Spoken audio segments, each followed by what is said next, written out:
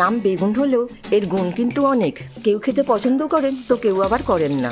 তবে পছন্দ করুন আর না করুন, এইভাবে একবার বেগুনের তরকারি বানিয়ে ভাত বা রুটির সঙ্গে খেয়ে দেখুন, সত্যিই নিরাশ হবেন না।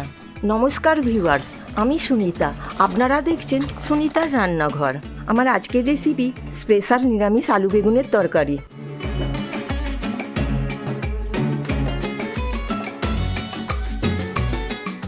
রান্নাটার জন্য দুটো মাঝারি মাপের বেগুন নিয়ে একটু বড় বড় লম্বা লম্বা করে কেটে নিয়েছি। বেগুনগুলো জলে ভিজিয়ে রাখবো, তাহলে আর কালো হবে না। দুটো বড় মাপের আলু নিয়ে বড় বড় ডুমো ডুমো করে কেটে নিয়েছি। একটা ভাজা মশলা বানাবো, তার জন্য নিতে হবে 1 চামচ গোটা ধনে, 1 চামচ গোটা জিরে, 4টে ছোটো এলাচ, গোটা কুড়ি গোলমরিচ, 3টে শুকনো লঙ্কা, 1 চামচ সাদা তেল, 1 চামচ মৌরি। ফ্লেমটাকে মিডিয়ামে রেখে মশলাগুলোকে ভেজে নিচ্ছি। খুব বেশিক্ষণ ভাজার দরকার নেই, ভাজার একটা সুন্দর গন্ধ বেরোলেই জানবেন হয়ে গেছে। মশলা ভাজা হয়ে গেছে, মিক্সিতে মিহি করে গুঁড়িয়ে নেব। আলু বেগুন ভেজে নেব, তাই কড়াইতে 2.5-3 হাতা মতো সর্ষের তেল দিয়ে দিলাম। প্রথমে আলুগুলোকে ভেজে নিচ্ছি। এই সময় গ্যাসের ফ্লেমটা মিডিয়াম টু হাই রেখে আলুগুলোকে একটু লাল লাল করে ভেজে নেব। আলু ভাজা হয়ে গেছে, একটা প্লেটে তুলে নিচ্ছি।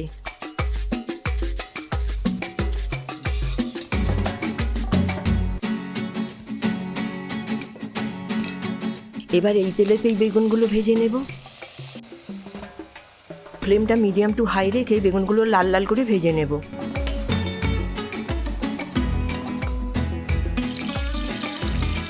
বেগুন ভাজা কমপ্লিট, এগুলোকে তুলে সাইড করে রাখছি।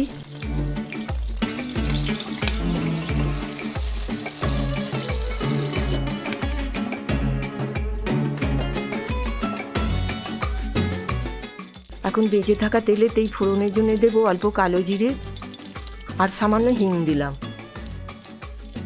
গ্যাসের ফ্লেমটা কমিয়ে রেখে একটু নেড়ে নেব। এবার দেবো থেতো করে নেওয়া 1 ইঞ্চ আদা, 3টে কাঁচা লঙ্কা। আদা রসুনটা থেতো করে দেওয়ারই চেষ্টা করবেন।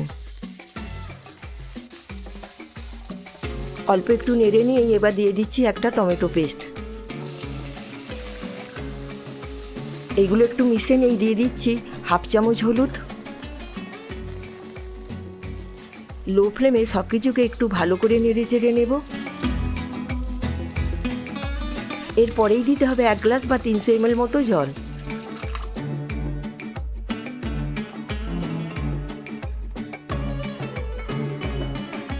ভাজা আলুগুলো এই স্টেজেই দিয়ে দিচ্ছি।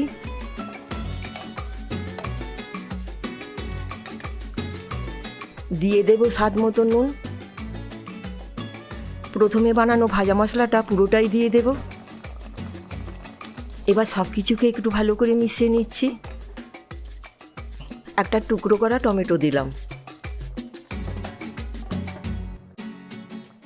চিনি দিচ্ছি 1/2 চামচ। 3 মিনিটের জন্য ঢাকা দিয়ে দিলাম, আলুগুলো পুরোপুরি সিদ্ধ হবার জন্য। 3 মিনিট পর ঢাকাটা খুলে নিলাম। আলু টমেটো খুব ভালোভাবেই কুক হয়ে গেছে। একটু নেড়ে চেড়ে নিয়ে এই ভাজা বেগুনগুলো দিয়ে দিচ্ছি। এবার সব কিছুকে একটু ভালো করে মিশিয়ে নেব। আরও 2-3 মিনিটের জন্য কুক করে নেব। সবশেষে ছড়িয়ে দেবো কুচনো ধনে পাতা। ধনে পাতাটা একটু নেড়ে চেড়ে মিশিয়ে নিলেই আজকের রেসিপি কমপ্লিট।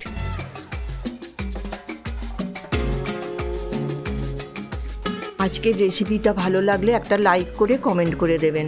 দেখা হবে নতুন কোনো ভিডিওতে অন্য কোনো রেসিপি নিয়ে। সকলে ভালো থাকবেন, সুস্থ থাকবেন।